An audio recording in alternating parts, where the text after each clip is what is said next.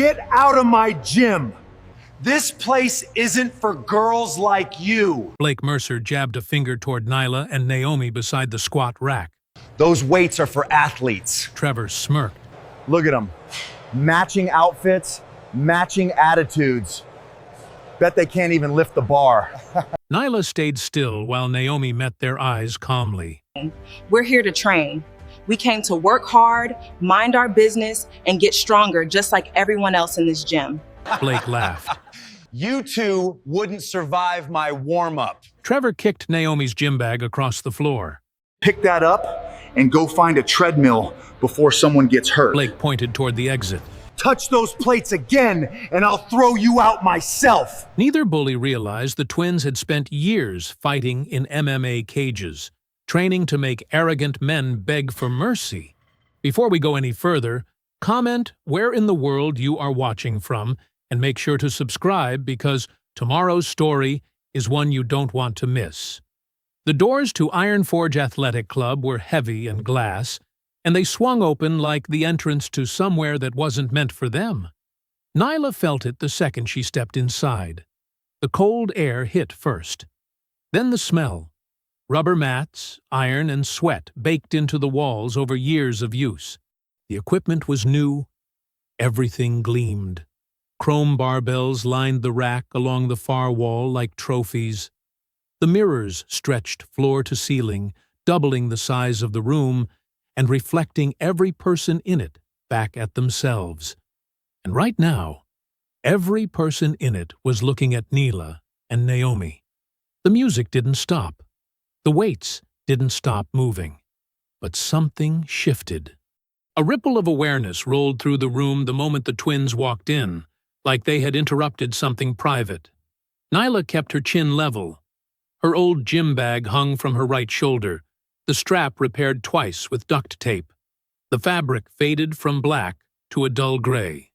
Naomi's bag matched it exactly.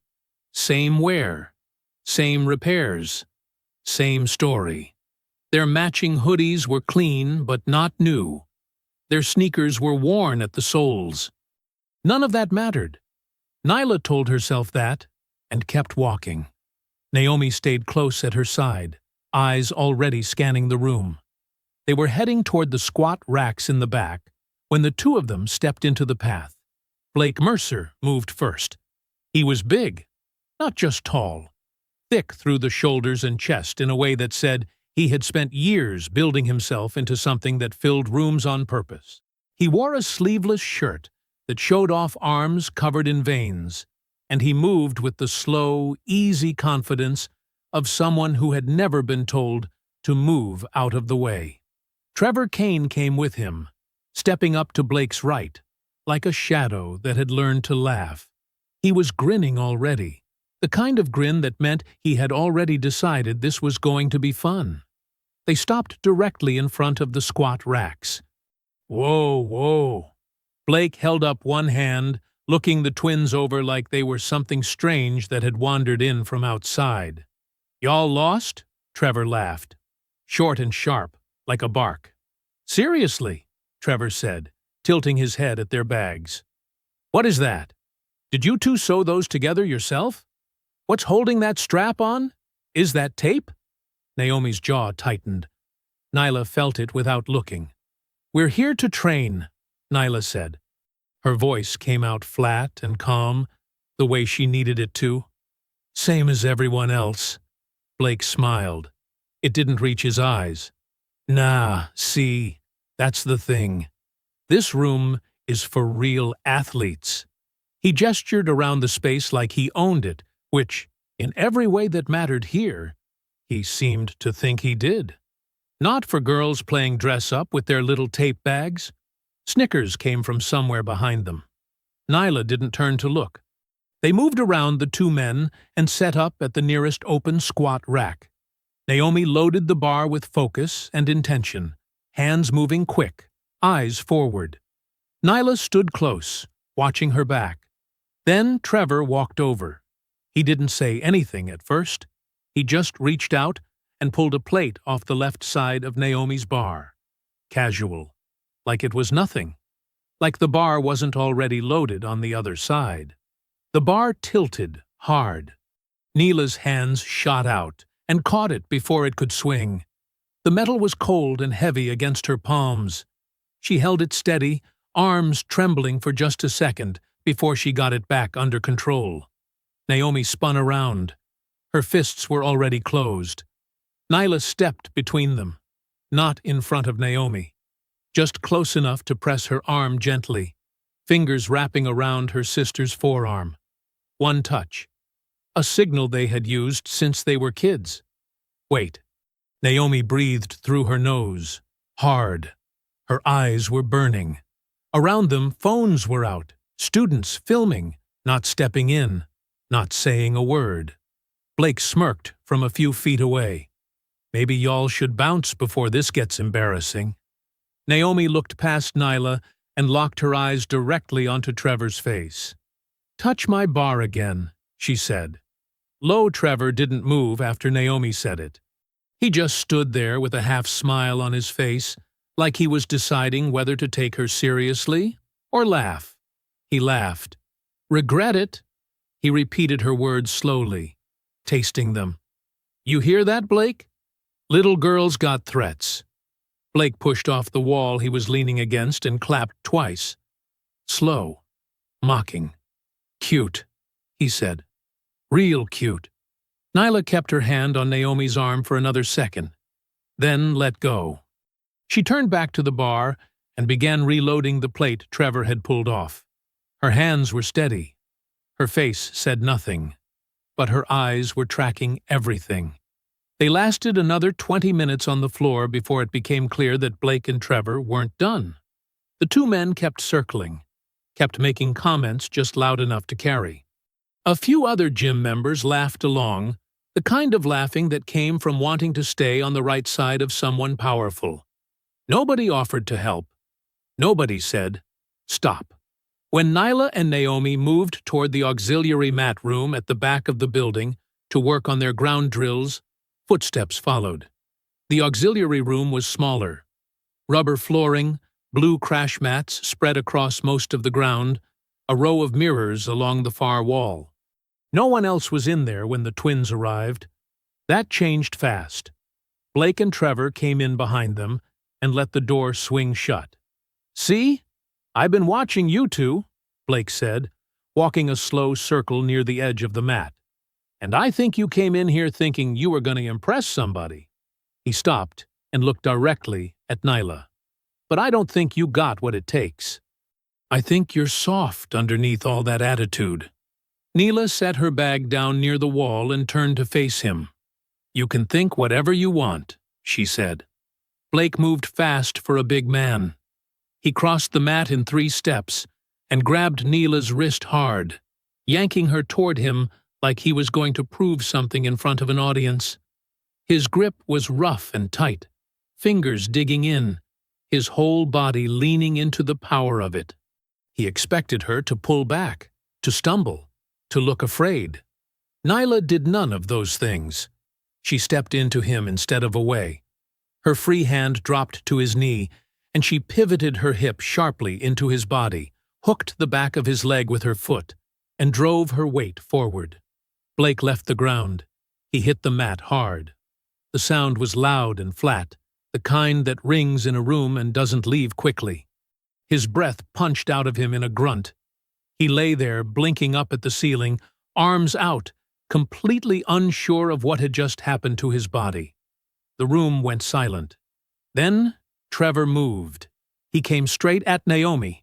No hesitation, arm already swinging. But Naomi slipped left, smooth and quick, letting his fist pass her ear by inches.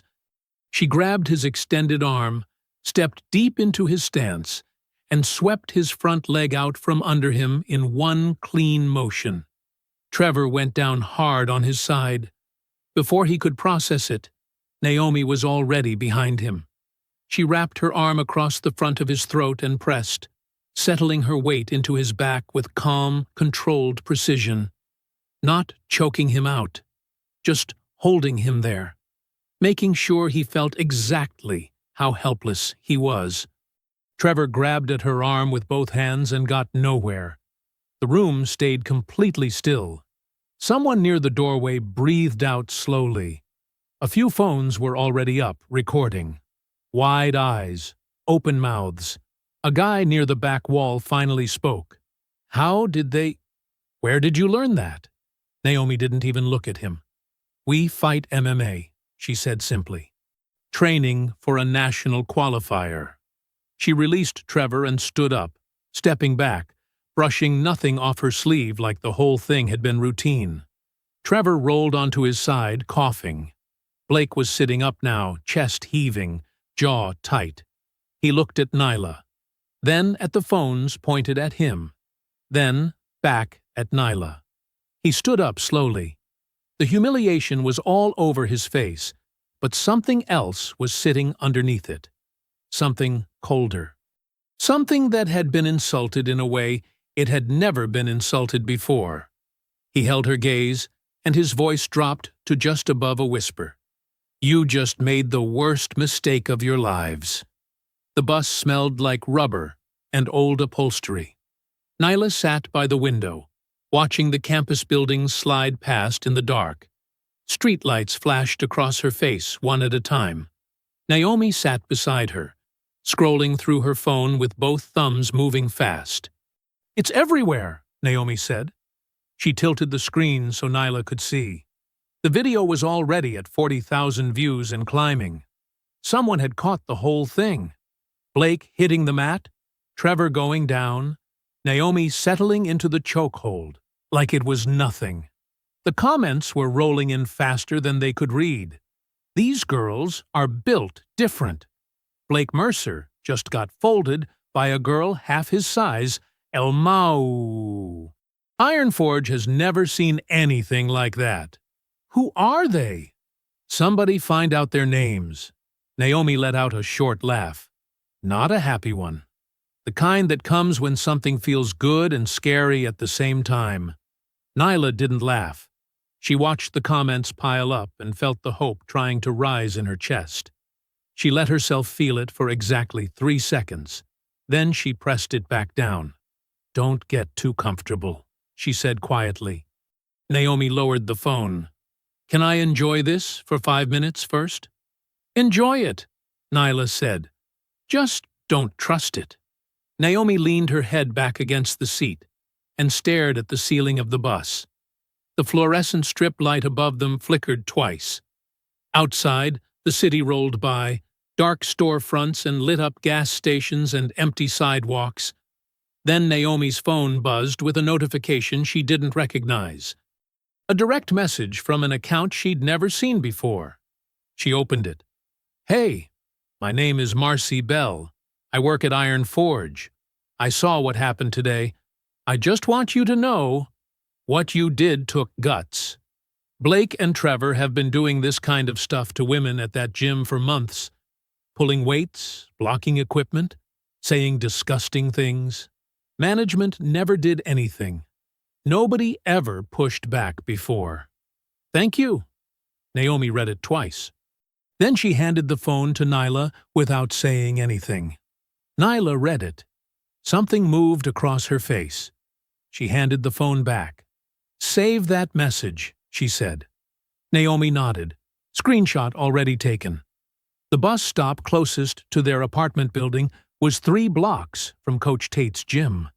They walked there instead of going straight home, the night air cool and sharp against their skin.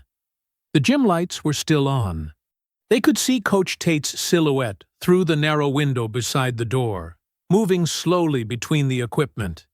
He already knew. Of course he did. He handed them each a water bottle and sat down on the edge of the heavy bag, crossing his arms. He had the kind of face that didn't waste expressions. Every line on it meant something. Saw the video, he said. Then you saw they started it, Naomi said. I saw that, he said. I also saw the look on that boy's face when he got up. Neela sat down on the bench against the wall. We handled it clean, Coach. No cheap shots. We didn't even finish the chokes. I know you did. He looked at her steadily. That's not what I'm worried about. The gym was quiet, except for the hum of the old wall unit and the distant sound of traffic outside. "Boys like that," Coach Tate said slowly, "with money behind them and people paid to protect them, they don't lose quietly. Ever. Not in public. Not on camera." He paused. "That video is already embarrassing powerful people. And powerful people don't sit with embarrassment. They move." Neither twin spoke. He looked at both of them. "I'm proud of you. I want you to understand that. But I need you to be ready, because what comes next won't look like a fair fight." It didn't take long. By the time they got home, the campus praise posts were already thinning. By midnight, several had disappeared entirely. By morning, they were almost all gone. Nyla noticed first. She was up before sunrise, sitting at the small kitchen table with her laptop open, checking the forums out of habit. The threads that had been full of comments the night before were either deleted or locked. She stared at the screen for a long moment. Then her phone buzzed. Then Naomi's buzzed right after. Formal email. University letterhead. Subject line: Notice of Misconduct Investigation. Student Conduct Code Violation. Naomi came out of the bedroom still half asleep, phone in hand, reading the same email with her face slowly tightening. She looked up at Nyla. Nyla looked back at her. Neither of them said anything for a moment. The email accused them both of initiating unprovoked physical assault against two student athletes on university property. It cited witness statements. It mentioned possible suspension of campus privileges pending a formal review. "Witness statements," Naomi said, her voice flat. "From who?" Nyla closed her laptop slowly. "From whoever Blake paid to remember it wrong." Dean Evelyn Porter's office was on the third floor of the administration building. It had tall windows, framed certificates on every wall, and furniture that looked like it had never been sat in too hard. Everything about the room said, "Important things happen here, and they happen the way I decide." Porter sat behind her desk in a dark blazer, hands folded, reading glasses pushed up to the top of her head. She looked at the twins the way someone looks at a problem they've already planned to solve. She let the silence sit for a moment before she spoke. "I want to be very clear that this office takes all misconduct reports seriously," she said, in the kind of even tone that doesn't change no matter what it's saying. "Regardless of circumstance. Regardless of who is involved." Naomi's jaw tightened. Nyla kept her face still. "Based on the initial report and the statements provided," Porter continued, straightening a paper on her desk that didn't need straightening, "we are required to act immediately to ensure the safety of all students during the investigation period." She looked directly at them. "Your access to Iron Forge Athletic Club is suspended effective today, pending the outcome of the review." Dean Porter folded her hands on the desk and smiled. It was a careful smile, the kind that didn't reach her eyes, the kind people practice in mirrors until it looks real enough to use on other people. "I want you both to know," she said, "that this office is committed to a fair and thorough process." Nyla sat with her back straight, hands resting on her knees. Naomi sat beside her, one leg bouncing under the table. Neither of them returned the smile. "We have questions," Nyla said. "Of course." Porter opened a thin folder on her desk. She glanced at it the way someone glances at something they've already memorized. "The report states that one of your fellow students was thrown to the ground," Porter said. "That's a serious—" "He grabbed my wrist first," Nyla said. Her voice was calm, clear. "That's on video, multiple videos." Porter gave a small, patient nod, the way a teacher nods at a student who has said something they disagree with but don't want to argue about. "We are aware there is footage circulating. Our office is reviewing all available material." "Then you already saw Trevor take the weights off my bar," Naomi said. Her voice had an edge in it, sharp and barely held back. Mid-set, while I was lifting. You saw that too, right? Porter paused. A small pause, just long enough to be noticeable. The report we received speaks specifically to the physical altercation that followed, she said. What happened prior to that moment is part of the broader review. Naomi stared at her. So the part where he almost dropped a bar on me doesn't count, but the part where my sister defended herself does. I didn't say that. You didn't have to. Porter's smile didn't move. That was the thing about it.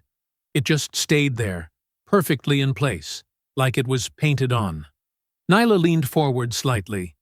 We'd like to see the witness statements. The ones the report mentions. Those are confidential at this stage of the process, Porter said smoothly.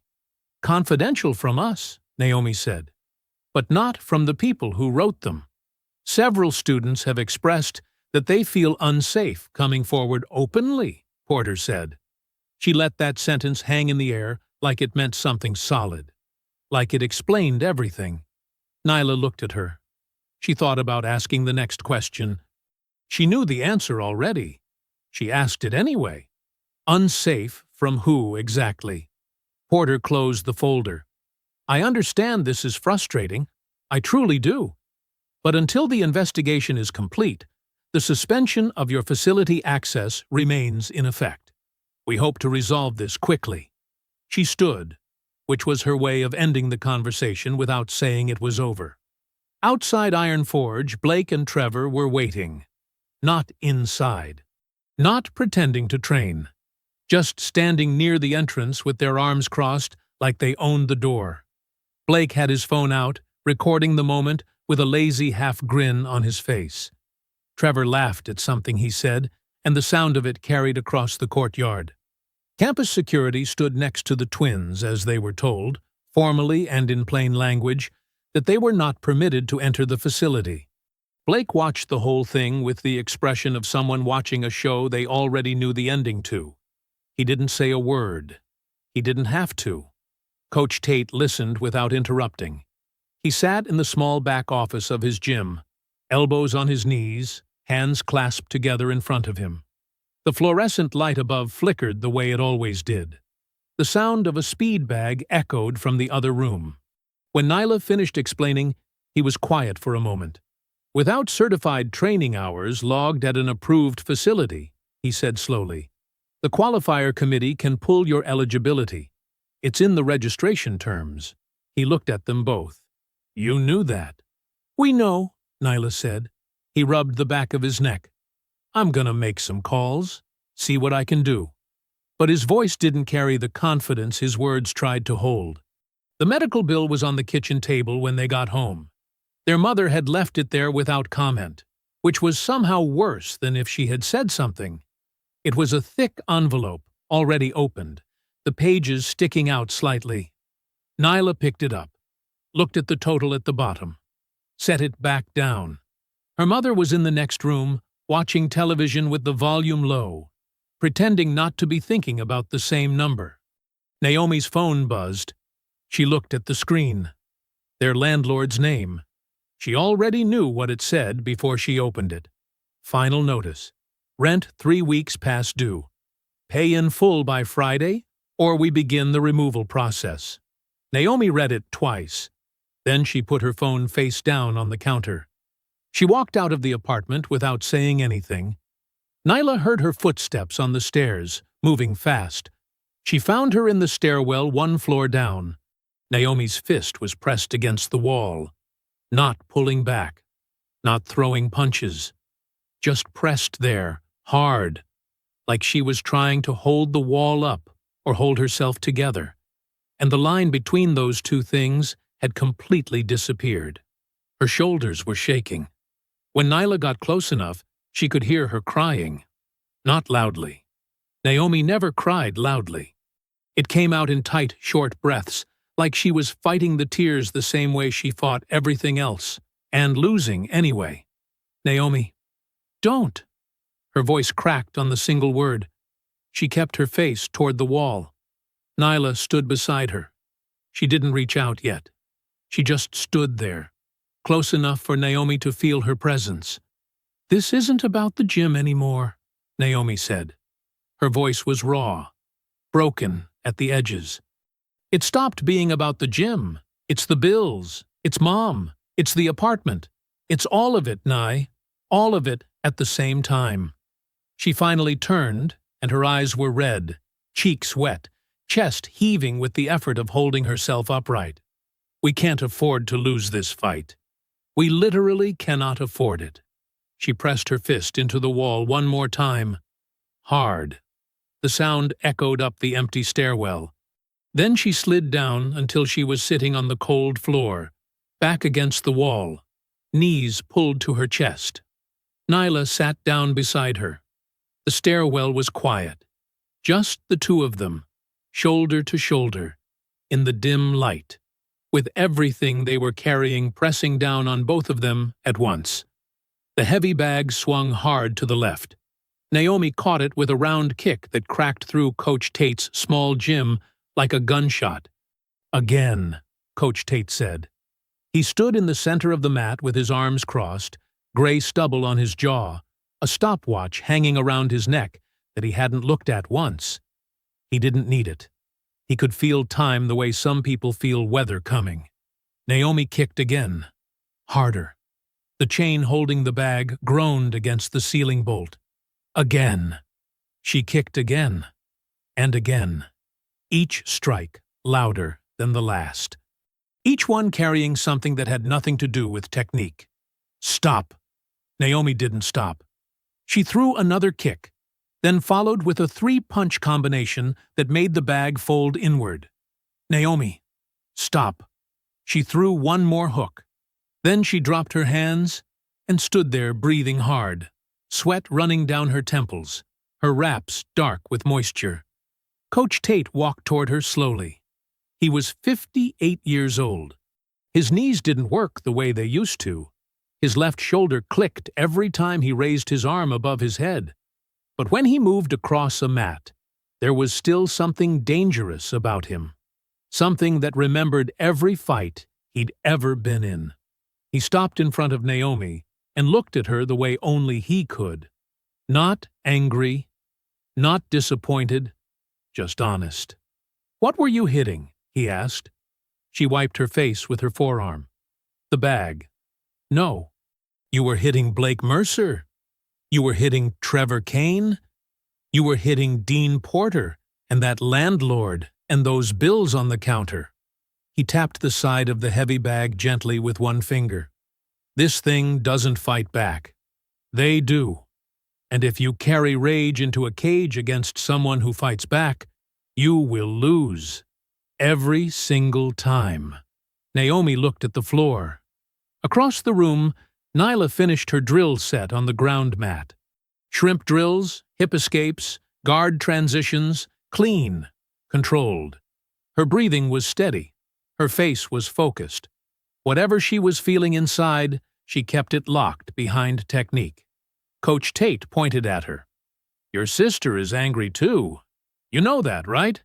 She's just as angry as you are. But she's choosing where to put it." He turned back to Naomi. "Discipline wins wars that arrogance starts. That's not just a quote I hung on the wall. That's the truth of fighting, of life, of everything." Naomi nodded slowly. She didn't argue. Not tonight. "Run the combination again," Coach Tate said. "Jab, cross, lead hook, switch kick, smooth, controlled. Like you're painting a picture, not tearing one apart." Naomi set her feet, breathed out. Then she threw the combination again, slower this time, sharper, each strike landing where it was supposed to, instead of wherever her emotions dragged it. Coach Tate watched. He gave a small nod but said nothing. Praise from Leonard Tate was rare. You had to earn it with consistency, not flashes. Nyla rose from the mat, rolling her shoulders. She grabbed a towel from the metal folding chair near the wall and wiped her neck. The gym was small, really small. 3 heavy bags. 1 speed bag mounted to a plywood board, a ground mat that was starting to peel at the corners, a wall of mirrors with a long crack running through the second panel. The fluorescent lights buzzed faintly overhead, and the air smelled like old rubber and sweat, and something deeper, something that lived in every gym where people came to be better than they were yesterday. This place had been their second home since they were 15. Their father's friend had built it with his own hands after retiring from professional fighting. Every wall had a memory. Every scuff on the mat was a lesson. And it was barely surviving.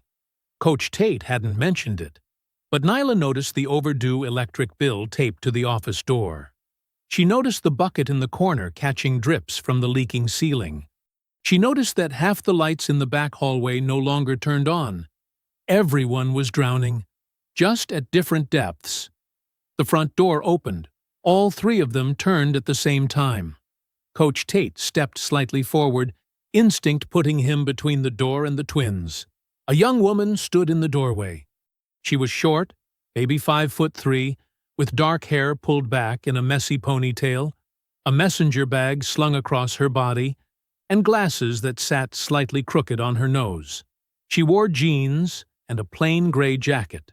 Her eyes moved quickly around the room, taking in every detail the way a reporter does, cataloging things before anyone can hide them. "We're closed," Coach Tate said flatly. "I know." The woman stepped inside and closed the door behind her. "That's why I'm here now. I didn't want anyone to see me come in." Naomi looked at Nyla. Nyla looked at Coach Tate. "Who are you?" Nyla asked. "My name is Elena Ruiz. I'm a journalism student at the university." She adjusted her bag strap nervously, but her voice was steady. "I've been investigating Blake Mercer and the athletic department for 6 months." The name landed in the room like a stone dropped in still water. Coach Tate didn't move. "Investigating how?" Elena walked forward slowly, stopping near the edge of the mat. She didn't step onto it. She seemed to understand, without being told, that the mat was sacred ground in this place. "I've been pulling records, talking to former students, filing information requests with the administration." She paused, looking directly at Nyla. "You're not the first people Blake has done this to. You're not even close to the first." Naomi stepped forward. "Then why hasn't anybody done anything?" Elena's jaw tightened. "Because every time someone files a complaint, it disappears.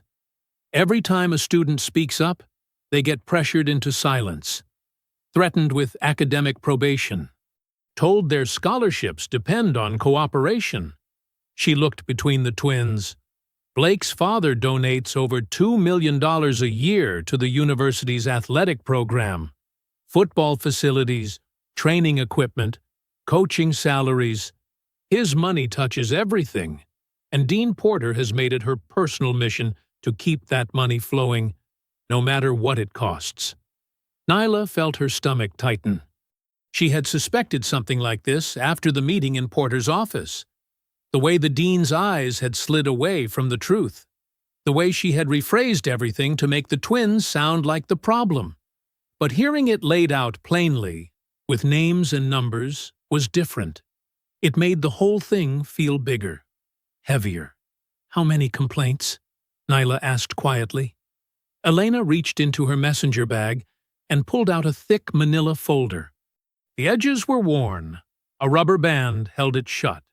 On the front, written in black marker, were 3 words, "Mercer Cover-Ups." She held it out. 7 formal complaints in 2 years, Elena said. 3 from women who said Blake harassed them at the gym. 2 from male students who Trevor physically assaulted during pickup basketball games. 1 from a teaching assistant who reported Blake threatened her after she refused to change his grade. And 1 from a former teammate who tried to report steroid use inside the football locker room. Elena's voice was quiet now, not because she was afraid, but because the weight of what she was saying demanded it. Every single one was buried. No hearings, no discipline, no record in Blake's official file. Nyla took the folder. She pulled off the rubber band. Inside were printed emails, screenshots of deleted campus forum posts, scanned copies of complaint forms with "Resolved, No Action" stamped across them in red ink, and handwritten notes in Elena's tight, careful handwriting connecting dates and names. Naomi read over her shoulder. Her face changed with every page. The anger that Coach Tate had just spent 30 minutes trying to calm was coming back. But this time, it was different. It wasn't wild. It was cold. "Why us?" Nyla asked, looking up from the folder. "Why come to us with this?" Elena met her eyes without flinching. "Because you're the first people who fought back and didn't disappear. You're the first ones who have proof on camera that Blake started it. And you're the first ones the whole campus actually saw standing up." She took a breath. Everyone else got silenced before anyone could notice. "But you two, people already know your names. If we can build a real case, one that goes beyond the university's internal review process, they can't make you vanish." Coach Tate looked at the folder in Nyla's hands. His expression was unreadable. He had lived long enough to know that fighting powerful people sometimes meant losing everything before you won anything. "This could blow up in their faces," he said slowly. "Or it could blow up in yours." "I know," Elena said. She looked at him directly. "But if nobody does anything, Blake Mercer graduates in 18 months, walks into his father's money, and every person he hurts after that is on the people who stayed quiet." Silence filled the gym. Nyla looked down at the folder again. She turned to a page near the back. It was a screenshot of an email from Dean Porter to the university's legal department. The subject line read, Mercer complaint. Recommend immediate closure. No findings. The date was 3 months ago. The complaint was from a girl who said Blake had grabbed her arm so hard he left bruises. Nyla closed the folder. She held it against her chest. She understood now. What happened in Iron Forge wasn't just two bullies picking on new gym members. It was the latest chapter of something that had been going on for years. The gym fight was only the doorway into something darker. Wednesday morning came gray and cold. The kind of morning that felt like a warning. Nyla and Naomi walked onto campus with their heads up. They had agreed on the bus ride over. No reacting. No giving anyone a reason to point a camera at them. They were suspended from Iron Forge, but they were still enrolled students. Nobody could legally stop them from going to class. That didn't mean people weren't going to try. The whispers started before they even reached the main building. A group of students near the front steps went quiet when the twins passed. One girl turned her phone screen away too fast. Nyla caught a glimpse of it anyway. It was a campus forum post. She could only read 3 words before the screen disappeared. Brooks Girls. Violent. She kept walking. Inside the hallway, Naomi grabbed Nyla's sleeve and pulled her toward the wall. She tilted her own phone screen up.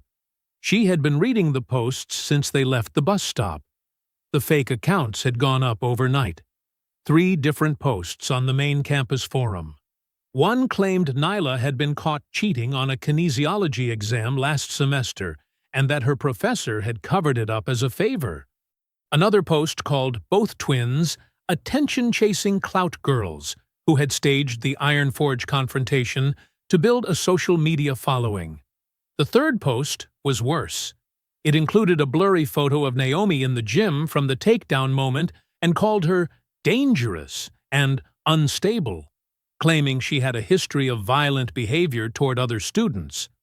None of it was true.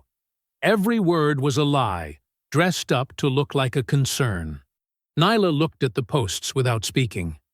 Her jaw was tight. She recognized the playbook. It wasn't random. Somebody had sat down and thought about the most damaging things they could say. Somebody had worked to make the lies feel believable. How many people shared it? She asked quietly. Naomi's voice was flat. Enough. They pushed off the wall and headed to class. A campus security guard appeared at the far end of the hallway. He wasn't responding to anything. He was just standing there, watching them. When they moved toward the stairwell, he followed, staying about 20 feet back, close enough to make a point. Naomi glanced back at him. They've got security babysitting us now. Don't look at him, Nyla said. That's exactly what they want. A reaction. A photo. Another post. They climbed the stairs in silence. The second hallway was more crowded. Students moved in both directions between classes. Nyla and Naomi stayed close together, shoulders nearly touching, navigating through the flow of bodies. Then Trevor appeared. He came from the left, walking fast, like he wasn't even paying attention. But his eyes were already locked on Naomi. He hit her shoulder hard with his as he passed. Not an accident. Deliberate. Calculated. Naomi stumbled one step sideways. Trevor leaned in close as he passed her, dropping his voice to barely above a breath. I know your address, sweetheart. Nice neighborhood for a couple of broke girls. He kept walking without slowing down. Blake stood 10 feet away near a set of lockers, watching the whole thing. When Trevor passed him, Blake smiled and looked down at his phone like nothing had happened. Like he was just another student standing in a hallway, minding his business. Naomi spun around. Nyla grabbed her arm, hard. No! Nyla's voice was low and sharp. Not here. Not now. He just threatened us, Naomi said through her teeth. I know. Nyla tightened her grip. Walk. Naomi walked. But every muscle in her body was rigid, and her breathing was coming in short bursts through her nose. Nyla kept her hand on her sister's arm until they were through the hallway doors and outside again. The security guard had stopped following them. He didn't need to anymore. Trevor had already done his job. They sat through class like everything was normal. Nyla took notes. Naomi stared at the desk in front of her and didn't write a single word. The professor talked about muscle tissue recovery and the science of inflammation. Under normal circumstances, Nyla would have found it fascinating. Today, the words just floated past her. After the last class let out, they walked to the student parking lot together. Elena was already there. She was standing a few feet from their car with her phone raised, photographing the damage. All 4 tires were completely flat. Not slow leaks. Not bad luck. The rubber on the front driver's side was sliced clean through in a long diagonal cut. The kind of cut a knife makes when someone draws it across, with purpose and patience. Naomi stood at the edge of the lot and stared. Elena lowered her phone. I got here about 15 minutes ago. I saw it when I was cutting through the lot and texted you right away. She looked at Naomi carefully, the way someone looks at a match they're afraid to get too close to. I already photographed all 4 tires and the parking lot camera. She pointed to the pole near the lot entrance. But the camera angle cuts off right at the 2nd row. Your car is in the 3rd row. Whoever did it knew exactly where to park you out of frame. Of course they did, Naomi said. Her voice was quiet. That was the part that scared Nyla more than shouting would have. Elena had approached 2 students who had been in the lot during the relevant window of time. One said she hadn't noticed anything. The other one had walked away mid-sentence without a word, staring straight ahead like Elena hadn't been speaking at all. Nobody's going to talk, Elena said. Not while Blake's name is attached to it. Not openly. She looked at Nyla. But I've got photos, timestamps. The parking lot entry log might show who badged into this section. Nyla nodded slowly. She was already thinking through next steps, organizing what they had and what they still needed. She looked at their slashed tires and felt the anger sitting low in her stomach like a stone, heavy and still, not boiling over, just sitting there, waiting. She looked at her sister. Naomi hadn't moved. She was still staring at the ruined tires, both hands curled into fists at her sides. Her chest rose and fell unevenly. Her eyes were shining, and it wasn't sadness. It was pure, shaking rage, the kind that builds up from too many hits in too many places in too short a time. The fake posts, the security guard, Trevor's voice against her ear, and now this. Naomi! Nyla stepped beside her and kept her voice even. "Look at me." Naomi didn't look at her. She kept staring at the tires. "Naomi." Finally, Naomi turned her head. Her jaw was working like she was grinding glass between her back teeth. Nyla held her gaze. "We need evidence, not revenge." Naomi looked back at the tires. Her whole body was shaking. Not from cold. The day had barely warmed up, but the shaking was coming from somewhere deeper than weather. It was the kind of shaking that happens when a person has absorbed too much and has nowhere to put it. She stared at those 4 ruined tires and shook. Wednesday evening, the campus felt empty. Most students had gone to dinner or back to their dorms. The Iron Forge Athletic Club sat quiet in the basement of the Student Recreation Center, its glass doors reflecting the hallway lights. Marcy Bell waited by the entrance, keys in her hand. She looked nervous. "You've got maybe 20 minutes, she said when the twins approached. "The night security guard doesn't start his rounds down here until 8:30, but I can't guarantee nobody else shows up." Nyla nodded. "We just need our gear from the lockers. And maybe take a look around," Naomi added quietly. Marcy's eyes flicked between them. "Look, I believe you two. But if anyone asks, I never saw you tonight. I could lose my job over this." "We understand," Nyla said. "Thank you." The gym felt different, empty. The overhead lights were dimmed to half power, casting long shadows between the equipment. Their footsteps echoed off the polished concrete floors.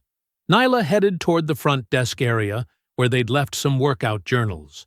Naomi walked toward the women's locker room. That's when Trevor stepped out from behind the squat rack. He wasn't alone. 2 football players flanked him, both bigger than Trevor, both grinning like they'd just heard the funniest joke in the world. One had his phone out, already recording. "Well, well," Trevor said, his voice carrying across the empty gym. "Look who's trespassing after hours." Naomi stopped walking. She was maybe 15 feet from the locker room entrance. The 3 of them blocked her path completely. "We're not trespassing," she said. "Marcy, let us in."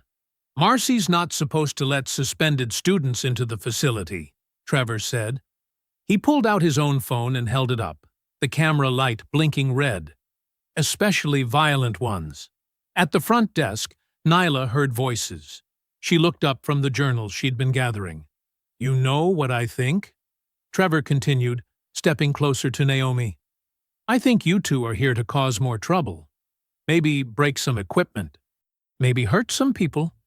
"I'm here to get my stuff and leave," Naomi said. Her voice was steady, but Nyla could hear the tension underneath it. She started walking toward them, her sneakers squeaking against the floor. "That's not what it looks like to me," one of the football players said. "Looks like she's threatening us, Trevor." "Yeah," the other one agreed. "Real threatening behavior." Trevor smiled. "Good thing we're recording everything. For evidence." Naomi's hands curled into fists at her sides. "Get out of my way." "Or what?" Trevor stepped closer. He was close enough to touch her now. Close enough that his voice dropped to a whisper the recording wouldn't pick up clearly. "You'll do what, exactly? Hit me? Go ahead. I'm begging you." Nyla was walking faster now. Trevor raised his voice again. "She's getting aggressive, guys. Real hostile." "Move!" Naomi said through gritted teeth. "Make me!" That's when Trevor's hand shot out and cracked across Naomi's face. The slap echoed through the empty gym like a gunshot. Naomi's head snapped to the side. Her cheek flared bright red. She stumbled back a step, more from shock than force. The football players kept recording. Trevor grinned. "Oops, self-defense." Naomi's whole body went rigid. Every muscle tensed like a coiled spring. Her breathing became sharp and shallow. Her right hand drew back instinctively, fist clenched, ready to drive forward into Trevor's smug face. But she didn't swing. She stood there, trembling with rage, cheek burning, and didn't swing. "Come on!" Trevor taunted. "Hit me back. I know you want to." Naomi's fist shook. Her whole arm shook, but she kept it pulled back, held in check by pure willpower. "She's threatening us," one of the football players said loudly for the camera. "Look how aggressive she is." That's when Nyla reached them. "Get away from her." "Oh, good," Trevor said. "The other one's here.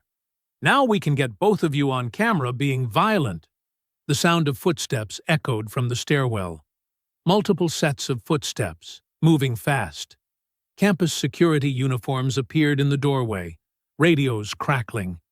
"We got a report of a disturbance," the lead security guard called out. Blake Mercer appeared behind them, wearing a concerned expression that looked practiced in a mirror. "Thank God you're here," Blake said. "These girls broke in and attacked my friends." The security guards looked at the scene. Trevor holding his phone, recording. The football players doing the same. Naomi standing with her fist pulled back, face red with anger, and the mark of Trevor's slap. "Ma'am, I need you to lower your hand," the security guard said to Naomi. She looked at him like she didn't understand the words. "Now, ma'am." Slowly, Naomi lowered her fist. Her whole body was still shaking. The setup was obvious, the timing too perfect. The phones already recording when security arrived. But obvious didn't matter when 3 football players' word went against 2 suspended students. Later, in the passenger seat of Coach Tate's pickup truck, Naomi finally broke. She'd held it together through the security questioning, through Blake's fake concern and Trevor's lies, through Dean Porter's phone call saying she'd created another disturbance. But now, in the dark cab of the truck, she fell apart. "I should have hit him," she sobbed. "I should have knocked his teeth out." Coach Tate drove slowly, giving her time. "He slapped me in front of those cameras and I just stood there like—" She couldn't finish the sentence. "Like a coward." "You showed discipline," Nyla said from the middle seat. "No." Naomi shook her head violently. "Discipline would have been not going there at all. What I showed was weakness. I froze up when it mattered." Her shoulders heaved. "He put his hands on me, and I did nothing. Nothing. What kind of fighter am I?" The question hung in the dark truck cab like smoke, thick and poisonous. Outside, streetlights flashed past in steady rhythm, marking time and distance, but not providing any answers. Naomi buried her face in her hands and wept. The office smelled like old leather and sweat. Papers covered Coach Tate's desk in messy piles. Fight posters from the 1990s hung crooked on the walls. The fluorescent light buzzed overhead, casting harsh shadows across 4 faces gathered around a folding table. Elena Ruiz opened her laptop and pulled out a manila folder thick with documents. Her hands shook slightly as she spread everything across the table.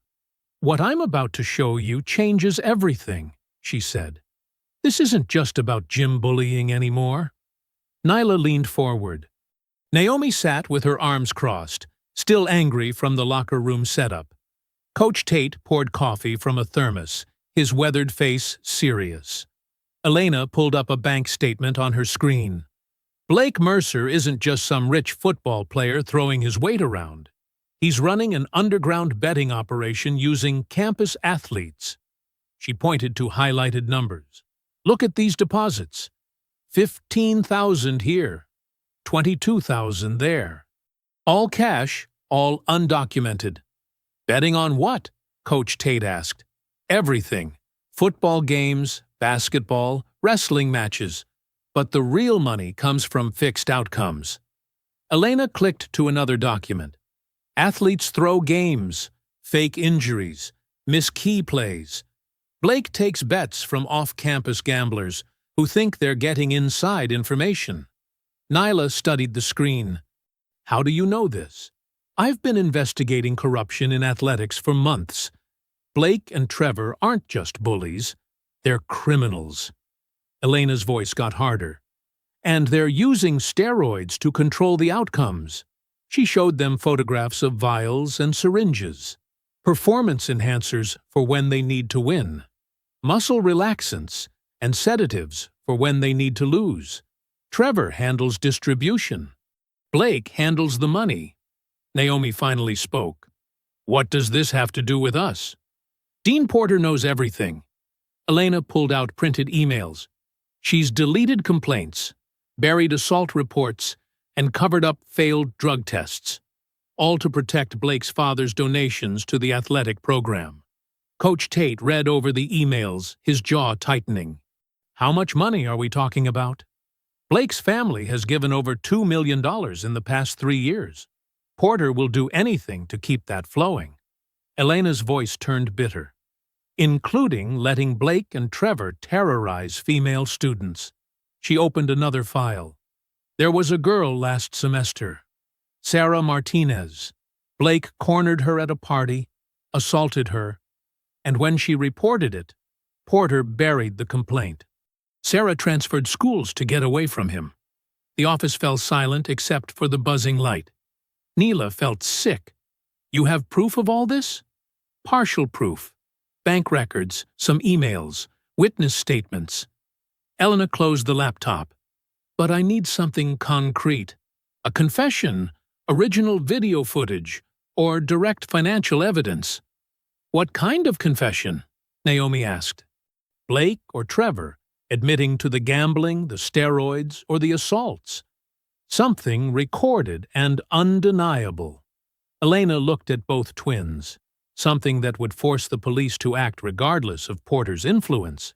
Coach Tate set down his coffee cup hard. These boys aren't just bullies, they're predators. Exactly. And Porter is their protector. Elena gathered her papers. The gym harassment was just their way of testing boundaries. When you fought back, you became a threat to their entire operation. Neela understood now why Blake had looked so furious after being thrown down.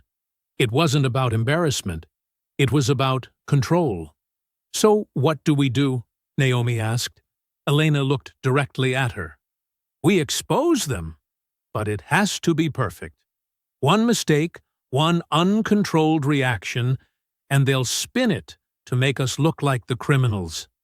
Nyla nodded slowly. I'll help you get what you need. She turned to her sister, whose face still burned with anger from the locker room incident. But Naomi, you have to promise me something. When we make our move, you stay disciplined. One uncontrolled punch could destroy everything. Thursday morning arrived with Elena's article blazing across every campus news feed and social media platform. The headline read, University Athletic Program Linked to Gambling, Steroids, and Covered-Up Assaults. Neela refreshed her phone screen for the 10th time in 5 minutes, watching the view count climb. Comments poured in from students sharing their own stories about Blake and Trevor. Screenshots of deleted posts reappeared. Photos of bruises and threatening messages surfaced. Look at this, Naomi said, showing her sister a video of students gathering outside Iron Forge. They're actually protesting. The crowd grew larger throughout the morning. Signs demanded justice for assault victims and accountability from the administration. Students chanted outside the athletic building. Local news vans parked along campus roads. By noon, Blake's local protein supplement sponsorship was terminated. The company released a statement distancing themselves from any athlete under investigation. Trevor's Instagram account disappeared entirely, along with his TikTok videos that had mocked other students. Dean Porter held an emergency press conference at 2 o'clock. Standing behind a podium with the university seal, she spoke in measured tones about transparency and student safety. We take all allegations seriously and have launched a comprehensive internal review, Porter announced. This administration remains committed to maintaining the highest ethical standards. Neela watched the live stream with Coach Tate in his office. Porter's words sounded supportive, but her eyes looked cold and calculating. She's covering herself, Coach Tate muttered. But the pressure might force her hand. Elena called that afternoon with better news. 3 more victims came forward, all with similar stories about Blake. The police are finally asking questions Porter can't deflect. The momentum felt unstoppable. Students approached the twins between classes to offer support. Marcy texted that several Iron Forge members were threatening to cancel memberships unless Blake and Trevor were banned. "Your suspension hearing got moved to tomorrow morning," Coach Tate told them. "If Porter lifts it by Friday, we can still get your qualifier paperwork submitted." For the first time all week, hope felt real. That evening, Nyla and Naomi shared dinner with their mother in their small apartment kitchen. The medical bills still sat on the counter, but the atmosphere felt lighter. "I'm proud of you girls," their mother said, squeezing both their hands. "Your father would be proud too. You stood up when it mattered." Naomi actually smiled. Maybe things are finally changing. Neela felt her shoulders relax for the first time since Monday. The article was working. People were listening. Justice seemed possible. Across town, Blake sat in his expensive apartment, staring at Elena's article on his phone screen. His jaw clenched as he read comment after comment calling him a predator and demanding his arrest. Trevor paced behind him, panicking about the deleted social media and lost sponsorships. Blake's voice stayed deadly calm when he finally spoke. "Burn the source." The phone rang at 5:30 in the morning, jolting Nyla from deep sleep. Coach Tate's voice cracked through the speaker, raw with panic and smoke. "The gym's on fire! Everything's burning! Get down here now!" Neela's blood turned ice cold. She shook Naomi awake, and they threw on clothes, racing through empty streets as orange light flickered against the dawn sky. The smell of smoke hit them 3 blocks away. Fire trucks surrounded Coach Tate's gym when they arrived. Flames shot through the roof, while firefighters aimed thick streams of water at the building. The front windows had already blown out, glass scattered across the sidewalk like broken stars. "Where's Coach?" Naomi screamed over the sirens. A paramedic pointed toward an ambulance where Leonard Tate sat on a stretcher, oxygen mask covering his face. His eyes were bloodshot and watering, but he was conscious. When he saw the twins, he tried to pull off the mask. "All the records," he gasped. "Your qualifier paperwork, the training logs. Everything's gone." Nyla's heart sank as she watched 20 years of Coach Tate's life disappear into smoke and ash. The heavy bags where she'd learned her first combinations. The mats where Naomi had practiced her kicks. The office where their father had signed their first training contracts before he died. "Sir, you need to keep this on," the paramedic insisted, pushing the oxygen mask back over Coach Tate's mouth. "Smoke inhalation can be serious." The fire chief approached them as the ambulance doors closed. "You girls know this man?" "He's our trainer," Nyla said. "What happened?" "Started around 4 a.m. in the back storage room. Accelerant was definitely used. This wasn't an accident." The chief's expression was grim. "We'll investigate, but the whole building's a total loss." Naomi stared at the collapsing roof. Who would do this? But Nyla already knew. The timing was too perfect. Elena's article had been gaining momentum, forcing Dean Porter into damage control. Blake and Trevor were losing their protection. Desperate people did desperate things. They followed the ambulance to the hospital, where doctors admitted Coach Tate for observation. His lungs needed time to clear the smoke, but he would recover. The gym would not. By noon, everything got worse. Nyla's phone buzzed with notifications as Trevor's new video went viral across campus social media. The footage showed carefully edited clips of Naomi in the Iron Forge locker room, cutting out Trevor's slap and his taunting words. Instead, it looked like Naomi had cornered him aggressively, appearing to threaten violence without provocation. The editing was professional. Trevor's fear looked genuine because the clips eliminated all context. Naomi appeared to be the aggressor, a dangerous student-athlete targeting innocent victims. "Lies," Naomi whispered, watching her image get twisted into something unrecognizable. Every second of that is lies. The comments section exploded with outrage. Students who had supported them yesterday now called them frauds and bullies. The narrative flipped completely in 6 hours. Dean Porter moved quickly. By 2 o'clock, both twins received official suspension notices, barring them from all campus facilities, pending a full disciplinary review. By 4 o'clock, the MMA qualifier committee sent an email revoking their invitation until all misconduct allegations were resolved. Their future died in a single afternoon. As evening fell, Neela and Naomi sat on the curb outside the burned gym ruins. Smoke still drifted from the collapsed roof.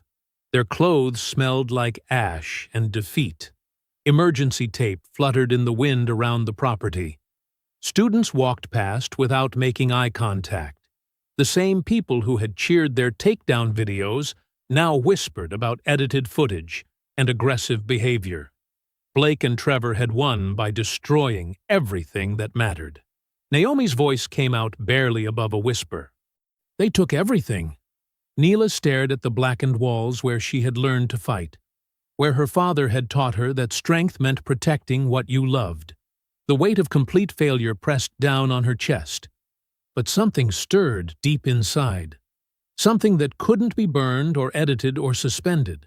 Not everything, she said quietly. They forgot we're still breathing.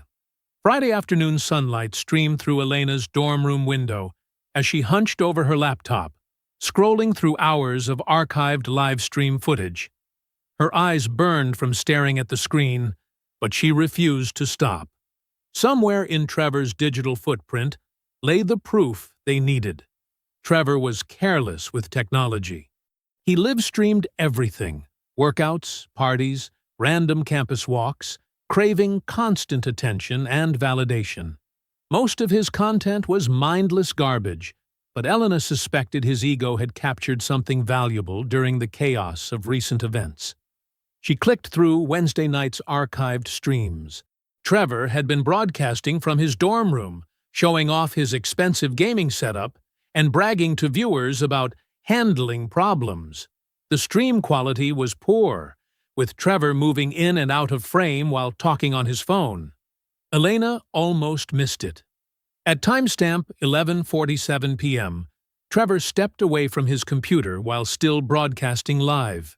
His phone conversation became audible in the background as he paced near his window. Elena turned up her laptop volume and leaned closer. Trevor's voice came through clearly. "Blake, are you sure about this? Burning down the gym seems extreme." Elena's heart stopped. She rewound the audio and listened again. Blake's voice was fainter but unmistakable through Trevor's phone speaker. "We had to destroy Tate's gym before nationals. That old fool was going to help them qualify no matter what Porter said. Now they got nothing." Trevor laughed, the sound cold and satisfied. "And my edited footage makes Naomi look like the real aggressor. Perfect timing, bro. Just make sure that video stays up. Let them try to prove it's fake." Elena saved the audio clip immediately, then made 3 backup copies on different devices. Her hands shook as she realized what she held: a complete confession to arson and deliberate frame-up. But she needed more than just her word. This evidence required witnesses and credibility. She called Marcy Bell first. Marcy arrived within 20 minutes, her face pale but determined. Elena played the audio twice, while Marcy listened with growing anger. "Those monsters," Marcy whispered. "They destroyed everything Leonard built." "Will you help me go public with this?" Elena asked. Marcy nodded without hesitation. "I'm done being afraid of them." Elena had been quietly reaching out to other students throughout the week. 2 young women agreed to meet them Friday evening, both former victims of Blake and Trevor's harassment who had stayed silent out of fear. Sarah Martinez, a sophomore psychology major, had been cornered by Blake at a fraternity party last semester. Trevor had filmed the encounter while Blake made crude comments about her body. When Sarah tried reporting it, Dean Porter claimed the footage was inconclusive. Jennifer Park, a senior business student, described how Trevor had stalked her social media for months, posting humiliating comments and sharing private photos she had never consented to distribute. Campus security told her to avoid conflict instead of investigating. Both women had watched the twins' situation unfold with familiar dread, recognizing the same pattern of harassment they had experienced. "We never had anyone fight back before," Sarah said quietly. "Maybe together we can finally make them pay." Meanwhile, at Riverside General Hospital, Nyla and Naomi sat beside Coach Tate's bed. The oxygen mask had been removed, but his voice remained hoarse from smoke inhalation. "I'm sorry we couldn't protect the gym," Nyla said, guilt crushing her chest. Coach Tate reached into his bedside drawer and pulled out a pair of worn leather boxing gloves, deep brown with faded gold laces. "These were mine from my amateur days. Won 17 straight fights wearing these." He placed them in Nyla's hands. The leather felt soft and powerful, carrying the weight of victories earned through discipline and heart. "Justice needs both truth and courage," he said firmly. "Elena's got the truth. You girls got the courage. Time to combine them." Naomi shifted uncomfortably. "Coach, I need to apologize. I've been wanting revenge instead of justice. I let anger make me stupid." "Anger ain't stupid if you use it right," Coach Tate replied. "Nyla, you've been carrying anger too. Don't pretend you ain't." Nyla looked down at the gloves, surprised by his directness. "My anger has kept me standing," she admitted quietly. "But Naomi's anger makes her brave enough to fight when I'm too cautious. That's why you're twins," Coach Tate smiled. "You balance each other. Now, go balance those boys." Elena's phone buzzed as she prepared to upload the audio confession. Her heart hammered as she typed the caption: "Trevor Kane and Blake Mercer confessing to arson and evidence tampering. Listen for yourselves." She hit publish at 6:23 p.m. Within minutes, the audio spread across every campus social media platform. Students who had been defending Blake and Trevor suddenly heard their own voices, admitting to destroying Coach Tate's gym and framing Naomi with edited footage. The comment sections exploded with outrage. The campus demanded Blake and Trevor answer publicly. Friday evening arrived with thick tension hanging over the campus like storm clouds. Blake Mercer and Trevor Kane strutted into the off-campus charity fight showcase at the Old Warehouse District, their usual crew of football teammates trailing behind them like loyal attack dogs. The event was supposed to raise money for local youth programs. Amateur fighters, college wrestlers, and martial arts clubs had signed up weeks ago. Blake and Trevor hadn't been invited, but their family money opened doors that should have stayed closed. "This is perfect," Blake muttered to Trevor as they surveyed the crowd of about 200 people. "We show up, look like community heroes, and remind everyone why we're the real athletes on campus." Trevor pulled out his phone and started recording a live stream. His follower count had dropped since Elena's audio leak, but he still had enough viewers to spread their message. "What's up, everyone?" Trevor grinned into the camera. "We're here at this charity event supporting real fighters, not like those fraud twins who've been crying victim all week."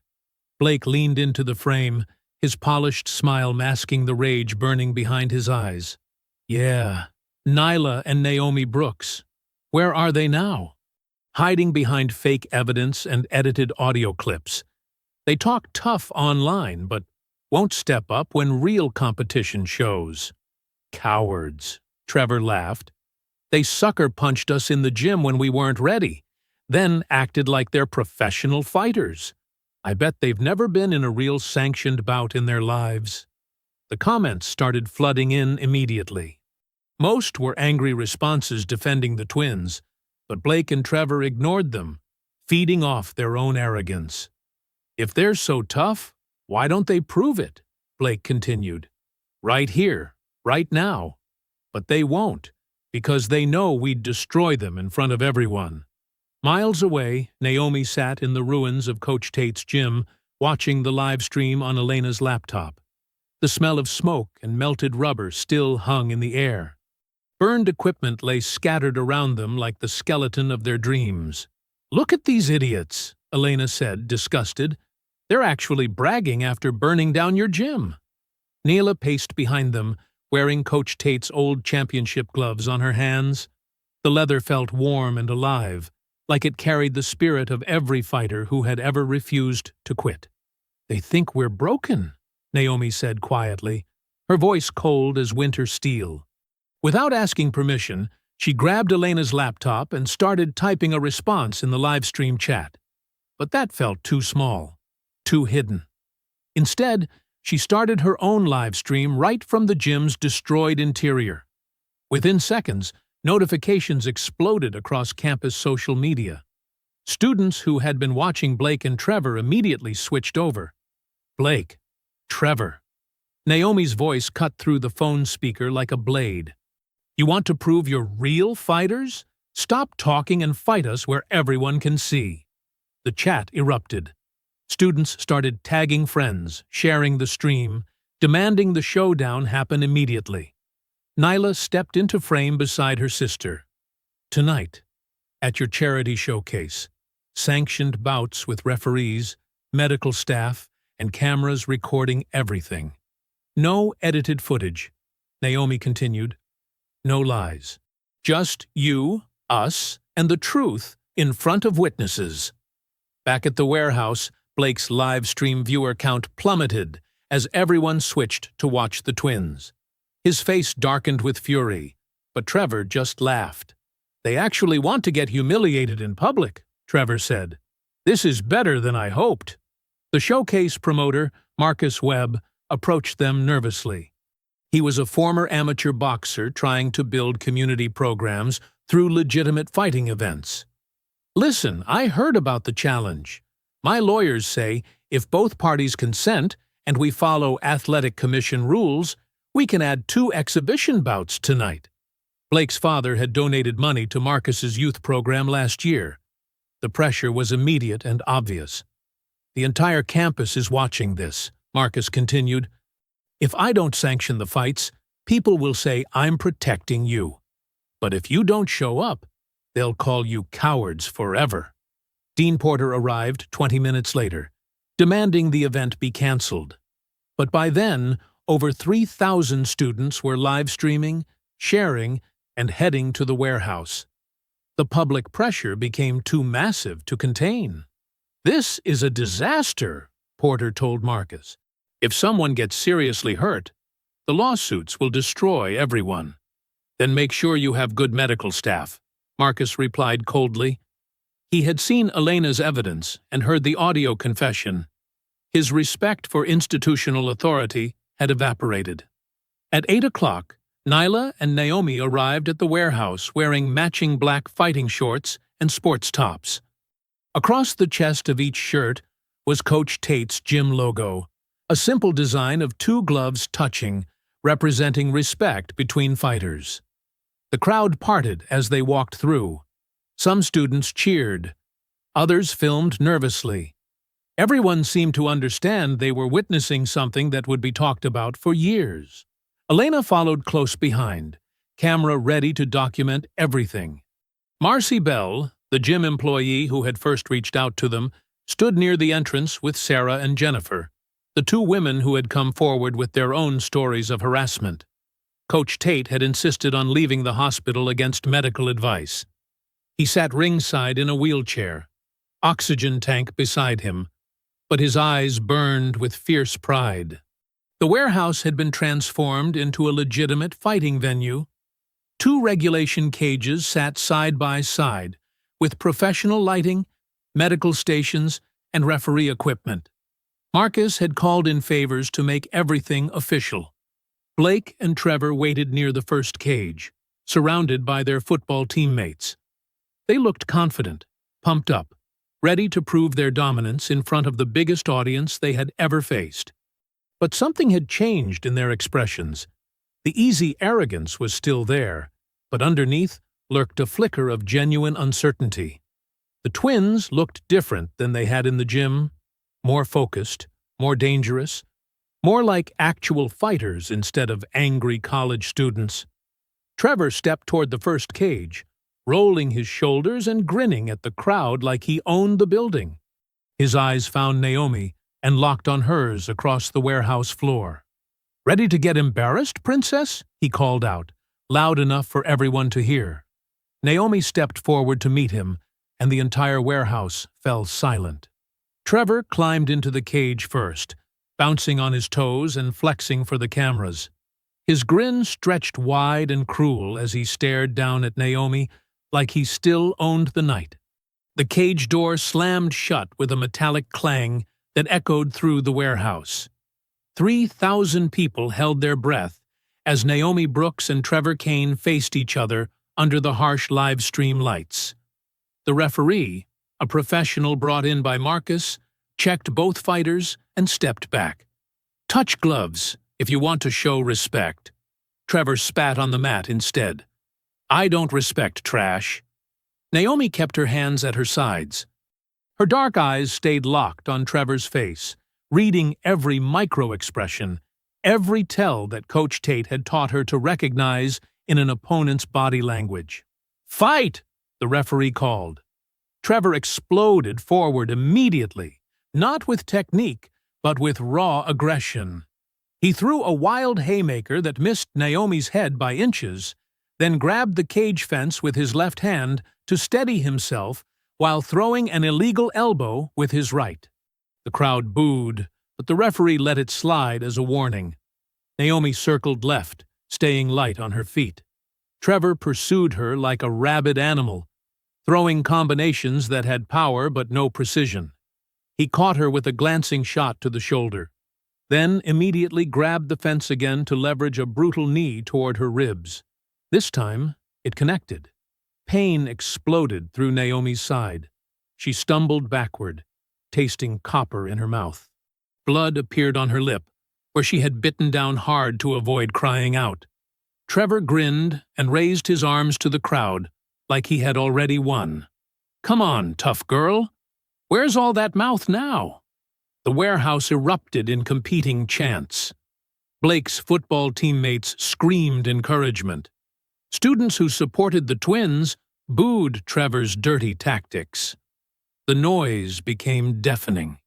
Trevor pressed his advantage, throwing another illegal elbow that grazed Naomi's temple. When she stumbled, he grabbed her sports top and tried to slam her against the cage wall. "Your daddy's gym burned real nice," he whispered in her ear, loud enough for the microphones to catch. "Too bad your old coach didn't burn with it." Something white-hot flashed behind Naomi's eyes. Her hands clenched into fists. Every muscle in her body coiled to explode into violence, without discipline, without thought, without control. But then, Coach Tate's voice cut through the rage like a blade through smoke. She could see him ringside in his wheelchair, oxygen mask over his face, but his eyes burning with fierce intensity. Discipline beats anger every time. Naomi forced herself to breathe, to reset, to remember everything she had learned over 8 years of training. Trevor threw another wild combination, expecting her to crumble under pressure. Instead, Naomi slipped left and chopped a devastating kick into his lead leg. The impact sounded like a baseball bat hitting wood. Trevor's confident grin faltered. He tried to rush forward again, but Naomi had found her rhythm. She slipped his next punch and landed a clean body shot that folded him slightly at the waist. When he swung back desperately, she ducked under and kicked his other leg, harder this time. The crowd could see Trevor's movement changing. His bouncing confidence became a hesitant shuffle as pain shot through both thighs with every step. "Stand still and fight me," he screamed, frustration replacing cockiness. But Naomi kept moving, kept chopping at his legs, kept making him miss. Every wild swing left him more off balance. Every missed punch made him angrier and sloppier. The referee called time for a brief break to check a cut above Trevor's eye from where he had run face first into the cage while chasing Naomi.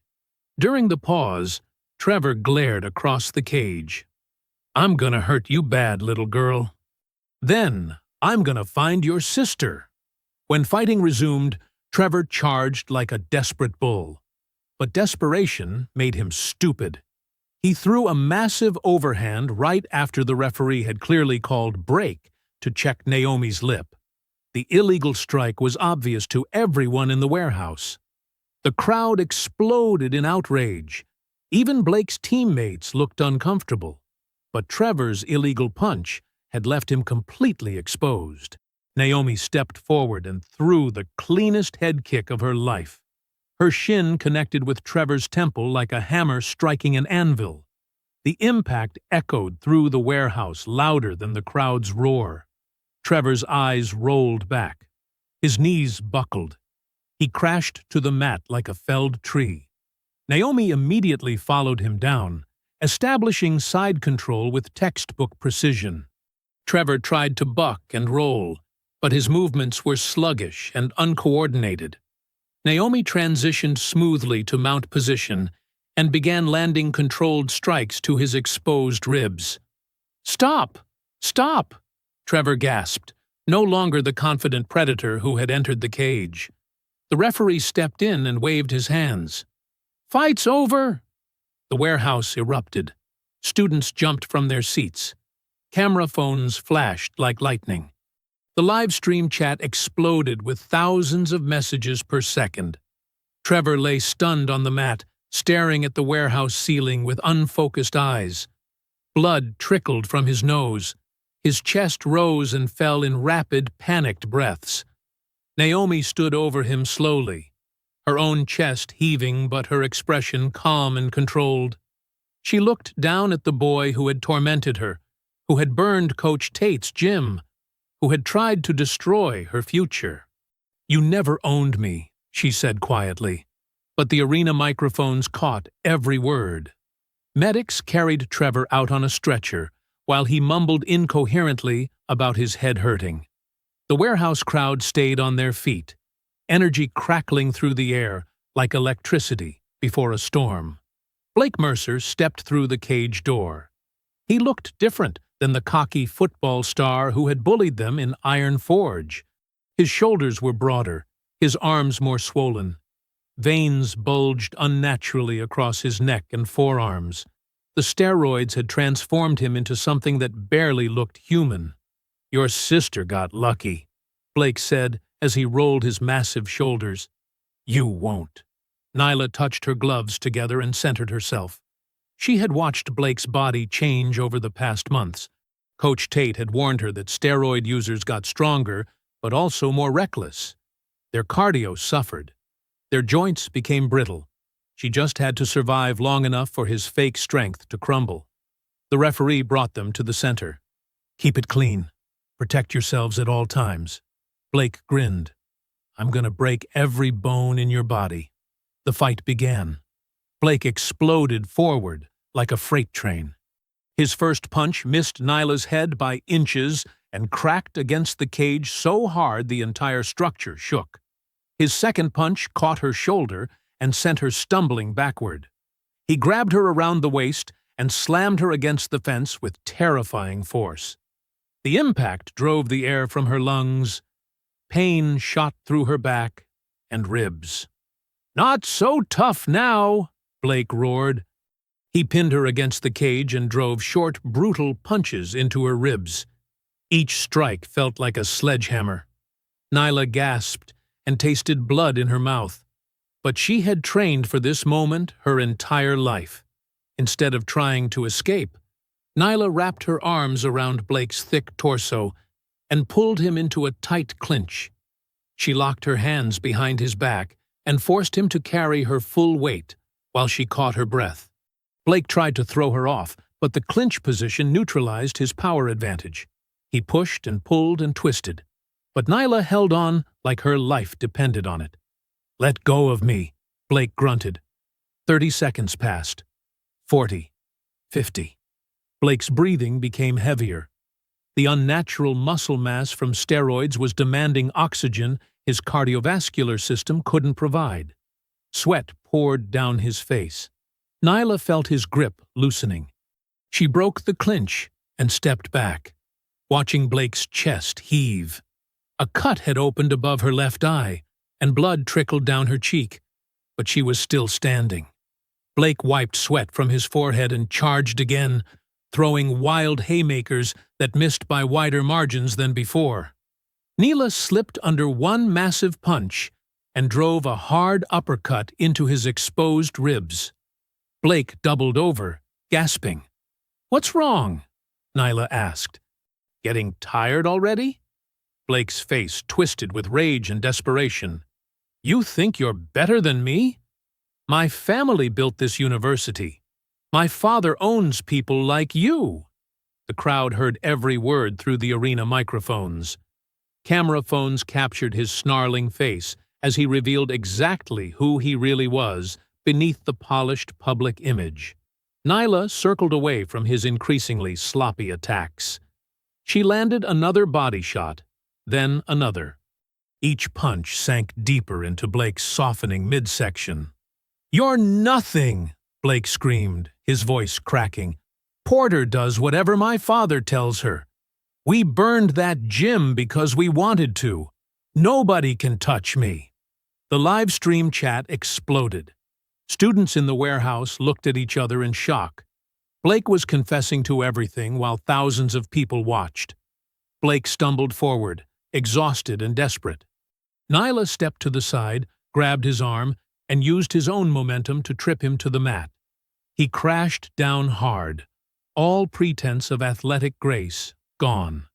Nyla immediately took his back, hooking her legs around his waist and sliding her arm under his chin. She locked in a rear naked choke with perfect technique, the kind Coach Tate had drilled into her 1,000 times. "No! No! Get off me!" Blake thrashed wildly, but he was trapped. The choke tightened. Blake's face turned red, then purple. His eyes bulged with panic as oxygen stopped reaching his brain. Around the warehouse, the crowd rose to its feet. The roar was deafening.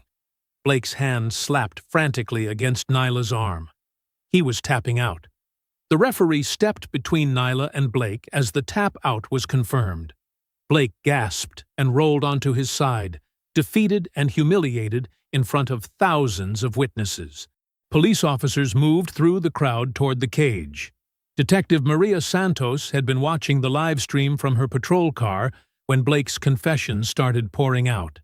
She'd called for backup immediately. "Blake Mercer, you're under arrest," Detective Santos announced as she opened the cage door. "You have the right to remain silent." Blake struggled to his feet, still dizzy from the choke. "You can't arrest me. My father will have your badge." "Your father's been calling our station for the last hour trying to do damage control," Detective Santos said, snapping handcuffs onto Blake's wrists. "Turns out, confessing to arson on a live stream makes our job pretty easy." Trevor was already in custody near the medical station, still groggy from Naomi's head kick. Officer James Mitchell read him his rights, while paramedics checked his pupils for signs of concussion. The warehouse crowd pressed against the barriers, phones recording every moment. Students who had been silent for months suddenly found their voices, shouting questions at Blake as he was led away. "Is it true you burned the gym? Did your father really pay off Dean Porter? How many girls did you hurt?" Blake kept his head down, no longer the confident predator who had terrorized students for years. The steroids that had built his artificial muscles couldn't help him now. Elena Ruiz pushed through the crowd with her camera, broadcasting live to her journalism channel. "Blake Mercer and Trevor Kane are being arrested for assault, arson conspiracy, steroid distribution, and conspiracy related to illegal gambling operations. The evidence includes recorded confessions from tonight's fight and audio recovered from deleted live streams. Within hours, the story exploded across social media. Blake's father issued a statement distancing the family from his son's actions. The university launched an emergency board meeting. Donors who had stayed silent suddenly demanded accountability. Dean Evelyn Porter's resignation letter arrived before midnight. Elena had leaked emails proving Porter had buried complaints, deleted disciplinary records, and coordinated with Blake's father to silence victims. The university accepted her resignation immediately to avoid further scandal. Detective Santos worked through the night processing evidence.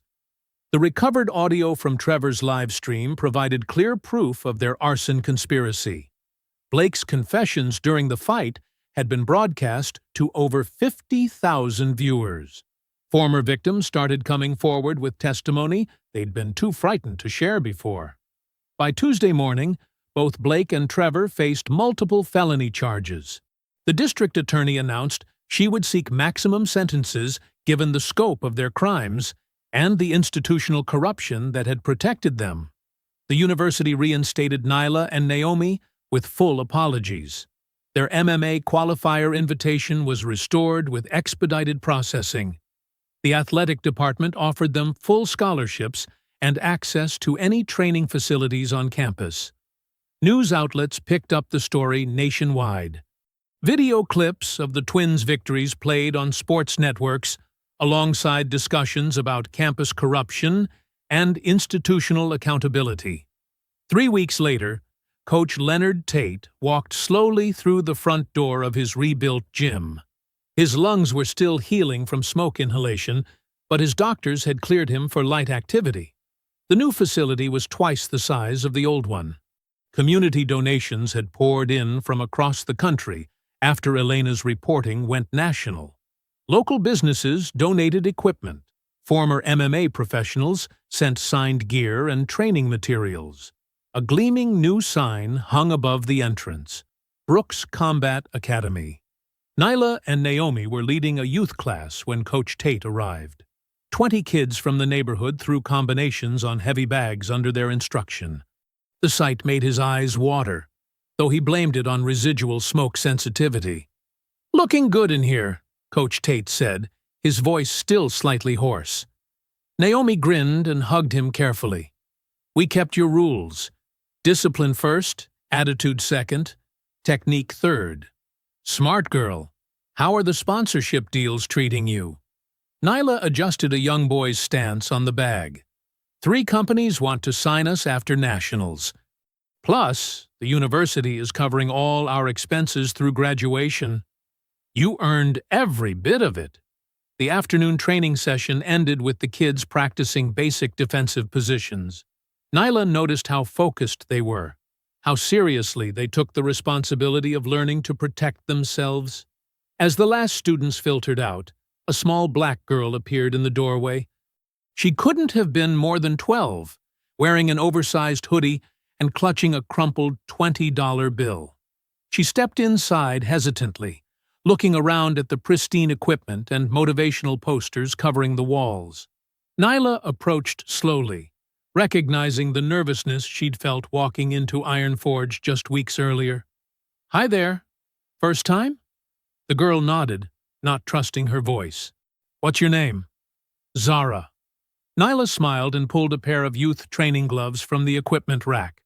She knelt down and helped Zara slip them on, adjusting the Velcro straps until they fit properly. "First lesson," Nyla said, looking directly into Zara's eyes. "Nobody decides where you belong except you. I hope you enjoyed that story. Please like the video and subscribe so that you do not miss out on the next one. In the meantime, I have handpicked 2 stories for you that I think you will enjoy. Have a great day.